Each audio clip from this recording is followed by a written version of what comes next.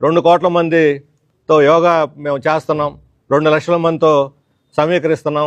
ప్రభుత్వం అనుకుంటే రాజుకో తలుచుకుంటే దెబ్బలు కొదవ. 2 లక్షల మందిని బస్సులు పెట్టి, ఆర్టీసీ బస్సులు పెట్టి సమీకరించడం పెద్ద గొప్పతనం ఏం కాదు. గిన్నెస్ బుక్ రికార్డులోకి ఎక్కాలంటే అసలు ఇక్కడేదో ప్రజల ఆరోగ్యం బాగుపడాలని కాదట వాళ్ళ లక్ష్యం, గిన్నెస్ బుక్లోకి ఎక్కాలని. లక్ష్యం కూడా చూడండి. ఈ 2 కోట్ల బోగస్ ఎంత అంటే, ఈ బోగస్కి మంచి ఉదాహరణ చెబుతాను నేను. ఇదో మెసేజ్.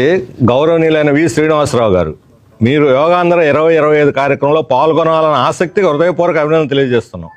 మీ యోగాంధ్ర నమోదు సంఖ్య సో అండ్ సో. నేను అప్లై చేయలేదు, అడగను లేదు. నేను అడిగినట్టు అది 2 కోట్ల అసలు సమస్య, అసలు రహస్యం అది 2 కోట్ల రహస్యం. యోగాంధ్రకి ఎవరు రిజిస్టర్ చేసుకోకుండానే చేసుకున్నట్టు వాళ్ళు అభినందించి దాన్ని లెక్కేసేసారు. 2 కోట్ల మంది అయిపోయారు.